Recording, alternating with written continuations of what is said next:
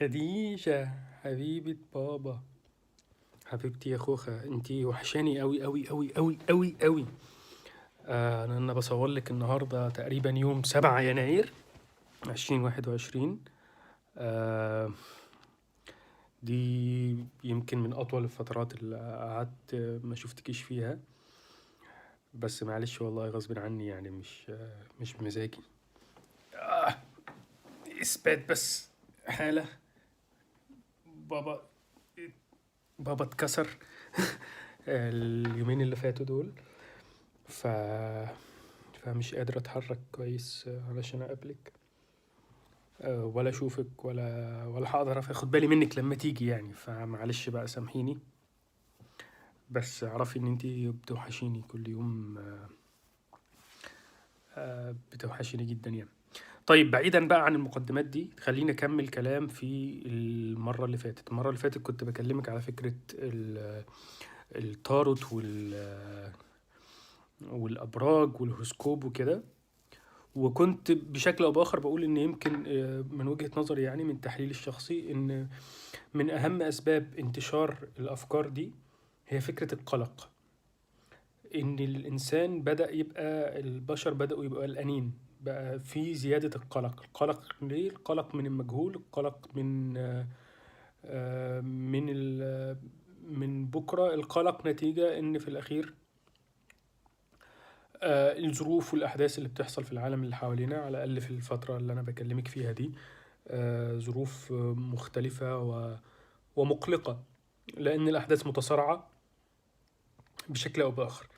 وبالتالي فالفيديو بتاع النهاردة هيكون بعنوان البحث عن الاطمئنان. إزاي نقدر ندور على الطمأنينة، إزاي نقدر ندور على الشعور بالاطمئنان وعدم الشعور بالقلق والشعور بالقلق المستمر. والحقيقة أنا شايف إن أهم مدخل من مداخل الطمأنينة والتخلص من القلق هو مدخل ليه علاقة بالتواضع وفقدان الرغبة في السيطرة. التواضع والتخلي عن الرغبة في السيطرة. الإنسان بشكل أو بآخر عنده رغبة في إنه يكون مسيطر على كل حاجة بتحصل حواليه، ومع التقدم التكنولوجي ومع تقدم الوقت والزمن بيزيد وهم القدرة على السيطرة دي، بيزيد وهم البشر القدرة على التحكم، وبيصبح فجأة ان الانسان بيفكر ويقول ما انا اقدر اعملها، اي حاجة انا اقدر اسيطر عليها، يعني انا اقدر اعملها. والحقيقة ده وهم كبير جدا، وهم كبير جدا للأسف اتزرع في دماغ البشرية، تحديدا ممكن نقدر نقول من بعد الثورة الصناعية بدأت تزيد جدا في المخيلة البشرية، هي القدرة على السيطرة. أن الإنسان أصبح عنده من التقدم المعرفي والتقدم العلمي ما يجعله قادر على السيطرة على أحواله الشخصية، قادر على السيطرة على حتى البيئة المحيطة به. وده مش حقيقي، لأن في الأخير العالم الذي نعيشه عالم معقد ومركب من التركيب بمكان إن مستحيل يتم السيطرة عليه. مستحيل، مهما بلغ الإنسان من التقدم العلمي، مهما بلغ الإنسان من المعرفة، مهما بلغ الإنسان من قوة الإرادة، مهما بلغ الإنسان من أي هبشتكنات من اللي هو بيقولها كده، يعني إيه، على مستويات مختلفة. فيجي يقول لك والله على المستوى الفردي الإنسان يستطيع السيطرة والتحكم في كل شيء، مثلا بقوة الإرادة. لا، ده مش حقيقي يعني مش حقيقي. انت مهما كنت قوي الإرادة فانت مش هتقدر تتحكم مثلا في ان انت ربنا رزقك وعشت واتولدت في بيئة مثلا مش بتحترم الإنسان، هتعمل ايه يعني؟ او ان انت اتولدت في مصر، حظك كده يعني، انت ربنا كرمك وحظك ان انت اتولدت في مصر، فاتولدت في بيئة مهما امتلكت من قوة الإرادة وقوة العزيمة هيكون لك سقف أقل بكتير جدا من غيرك. وده من ضمن الحاجات اللي بتخلي مثلا الشباب اللي بيهاجروا يتميزوا. ليه؟ لأنه اختلفت بيئته، فتحول من بيئة إلى بيئة تانية أكثر مراعاة. وكتير من الناس بالمناسبة، كتير من الناس، ودي من الحاجات اللي أنا يعني لما بقعد ادقق فيها، لما نسمع القصص النجاح ومش عارف ايه، تلاقي ان كل الناس بتتكلم عن قصص النجاح اللي كلها يعني تحس ان كلها لا، كل شيء مدروس، كله بحساب، الخطوة معروفة، انا عارف انا بعمل ايه كويس، انا فاهم اعمل إيه. ده كذاب. ده كذاب. ليه؟ لان مساحة التشانس، مساحة الصدفة في حياة الناس اكبر بكتير جدا من مساحة التخطيط. ففي الاخير في سعي، لكن الواقع بيحصل، وناس كتيرة جدا بيفاجئوا ان هو بتجيلهم فرصة. يعني ايه؟ انا طول عمري نفسي ابقى مثلا آه، اشتغل ممثل مثلا يعني. تمام. ومفيش ولا مرة في حياتي لا اعرف ممثلين ولا اعرف مخرجين ولا عديت من قدام استوديو ولا مش عارف. مهما سعيت مهما سعيت، مفيش. هتلاقي نفسك حياتك يسرت في حاجة تانية. يعني مش دايما بتكون الإرادة هي الحل، بالعكس ده وهم من أوهام السيطرة. الإرادة عامل، السعي عامل، لكن في الأخير في مساحة كبيرة جدا من مساحة الإيه، التشانس. ده مش مدعاة ان احنا ما نشتغلش ونقعد ونتدلع، بالعكس. ولا ان احنا نحلم، ولا ان احنا نخطط، لا بالعكس، لازم ده كله يتحمل، لكن نعمله واحنا عندنا مساحة من مساحات اليقين ان الانسان غير قادر على السيطرة. فده على المساحة الفردية مثلا، على مساحة الايه، على مساحة الأكبر، الدول والمجتمعات والحضارات ومش عارف. يقول لك بص، مع التقدم التكنولوجي هتزيد سيطرتنا على كل شيء. وانت وديك شفت اهو، احنا تقدمنا تكنولوجيا، فبقينا قادرين ان احنا نعالج الامراض، بقينا قادرين ان احنا مش عارف نقلل ساعات السفر، بقينا قادرين. التكنولوجيا عماله تساعدنا، ودي حقيقه، بتسهل لنا التواصل، بتسهل لنا، وده حقيقه فعلا. لكن في المقابل فيروس معفن بثلاثه تعريفه، يعني ما يجيش 3 4 جرام، نيم البشريه كلها في بيوتها لمده سنه. والعلم اللي انت عمال تتنطط بيه وتقول انا قادر على السيطره على كل شيء من خلال العلم ده، العلم ده اثبت، مش هقول لك خذلك، لكن على الاقل خالص، على الاقل خالص آه لم يسعفك بالسرعه اللي انت منتظرها. كذا مليون شخص ماتوا، الاقتصاد العالمي شبه في ريسيس، او في يعني في انحسار. كل ده في اقل من سنه بسبب فيروس. لو قسته كده، لو اخدت كل فيروس اللي صاب كل الناس وعمل الكلام ده كله ووزنته، مش هيكمل 10 جرام يعني اللي هو حاجة مأساة، حاجة بتبين قد ايه ضعف البشرية دي. ففي الأخير لا، ال ال ال العالم الذي نعيشه من التعقيد والتركيب بمكان إن ما مستحيل السيطرة عليه. وبالتالي عودة بقى على موضوع الاطمئنان، وبالتالي الاعتراف بعدم قدرتنا على السيطرة، أو بالاعتراف بمحدودية القدرة على التحكم في مصير الأشياء، ده بيقلل من القلق. إن خلاص يعني أنا بعمل اللي عليا، لكن في الأخير I cannot. it's يعني humanly impossible إن أنت توصل لمرحلة من 100% control في كل شيء بيحصل. ولا مشاعرك تقدر تتحكم فيها بنسبة 100%. بتسعى، بتحاول، وده جزء من جهاد النفس، لكن ما تقدرش. ولا مشاعرك، ولا قدرك، ولا شغلك، ولا علاقاتك، ولا بتسعى وبتجتهد، وده كل اللي عليك. عشان كده حتى من الآيات الجميلة قوي اللي بسمعها فيما له علاقة بالسيطرة، يعني الآية اللي بتقول وظنوا أنهم قادرون عليها أتاهم بأسنا. يعني في اللحظة اللي هيظن فيها البشر فعلا ان هم خلاص بقى قادرون عليها، وصلنا لمرحلة من السيطرة واليقين والمعرفة والتقدم التكنولوجي وأي بتنجان، إحنا قادرون عليها. قادرون عليها دي يعني إيه؟ لا يعني أنا متخيل إن هيصل في مرحلة من المراحل إن البشرية دي هتكون قادرة على مثلا لو في بركان هنوقفه، لو في زلزال مش عارف هنردمه، لو في نيزك هنوقف، يعني هنكسره، يعني هنبقى قادرون عليه. هتوصل مرحلة من السيطرة يظن الإنسان فيها إن هو إيه، خلاص بقى أنا امتلكتها.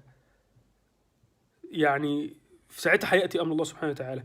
وزي ما قلت لك، كورونا في سنة 2020 ده مثال من الأمثلة اللي يعني إيه، ظن أنهم قادرون عليها فأتاهم أمرنا أو بأسنا. أنا مش فاكر الحقيقة، أنا وحش في الحفظ.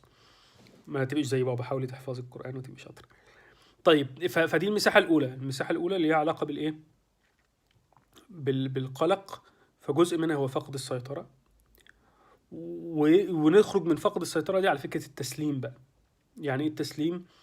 إن إن إن إذا آمنا بوجود خالق، وإذا آمنا بقدرة الخالق، وإذا آمنا بعلم الخالق، فنحن نؤمن بحكمة الخالق، وبالتالي كل ما يقدره الله سبحانه وتعالى خير. فهنا يجي التسليم. التسليم إن أنا أتبرأ من حولي وقوتي، وإن كان عندي حول وقوة. أتبرأ من سعي ومن تخطيطي ومن إرادتي ومن كل شيء، وأتبرأ من العجرفة بتاعت قادرون عليها دي. كلمة، حتى الكلمة في القرآن، التعبير القرآني، الكلمة كده تدل على إيه ده؟ يعني إيه العجرفة دي؟ إيه الكبر ده؟ قادرون عليها، ده احنا خلاص يعني لمناها. فزي ما قلت لك، التخلي عن الرغبة في السيطرة، ويأتي معها التسليم اللي هو الإيمان بوجود خالق، فبالتالي الإيمان بقدر الله سبحانه وتعالى وقدره. ده هيوصلنا لمرحلة من الاطمئنان غير طبيعية. فمرة تانية كده، إذا أصاب الإنسان القلق من المستقبل، القلق من الحالة النفسية، القلق من وضعه الشخصي، أيا كان، إذا أصاب الإنسان القلق فعليه أن يبحث على الاطمئنان في وجهة نظري في مساحتين أساسيتين. المساحة الأولى مساحة التخلي عن الرغبة في السيطرة.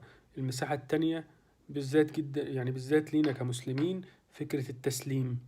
إن هناك إرادة أكبر مننا، أدرى وأعلم، ونحن نسلم له.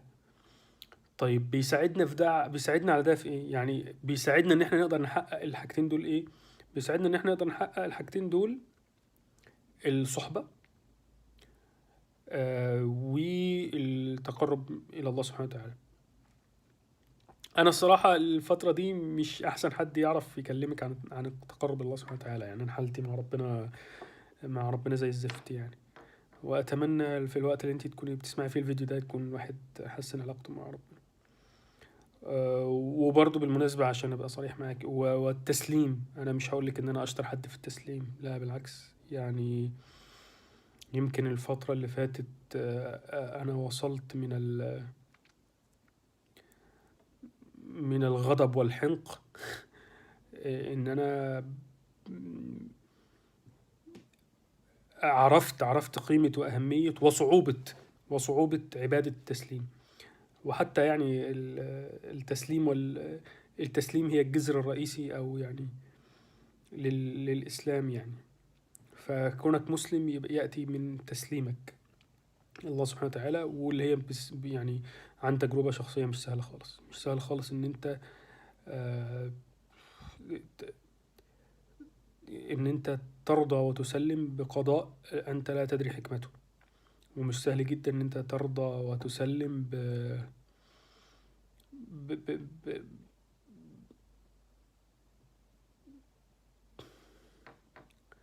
بقدر ممكن يكون في ظاهره ابتلاء، وفي باطنه الرحمة، وفي ظاهره الحرمان، وفي باطنه العطاء. مش سهل. وخاصة إنه بيرجع برضه للمرة الأولى إنك صعب إنك تسلم وإنت ما زال عندك الرغبة في السيطرة. ودرجة من درجات السيطرة هي الرغبة في الفهم. يعني وإن كنت الواحد بيدعي إن أنا خلاص بدأت أفقد رغبتي في السيطرة، لكني ما زلت أعاني من الرغبة الشديدة في الفهم. إن أنا طب أفهم، يعني أنا خلاص مش عارف أسيطر، طب أفهم بقى يعني حصل ليه، أعرف بس أتعلم. وده في ذاته نوع من أنواع عدم التسليم، ونوع من أنواع أو درجة من درجات يمكن تكون أقل شوية من درجات الرغبة في التحكم أو الرغبة في السيطرة، هي درجة أقل شوية. طيب أنا اتكلمت كتير فيعني فالتسليم مهم وصعب، وانا مش عارف اعمله بقالي 3 سنين وشوية، مش عارف اسلم امري لله سبحانه وتعالى. يعني مش قادر اسلم بقضائه وارضى به، على الاقل لان انا مش فاهمه. والقرب الى الله، انا مش اكتر حد ينصحك الفترة دي. لكن الصحبة، انا اقدر اقول لك قد ايه هي مهمة يعني. الصحبة، انك تجدي الشخص او الاشخاص اللي تقدري تتكلمي معاهم في مثل هذه الاشياء ويوجهوك ليها، نعمة كبيرة جدا.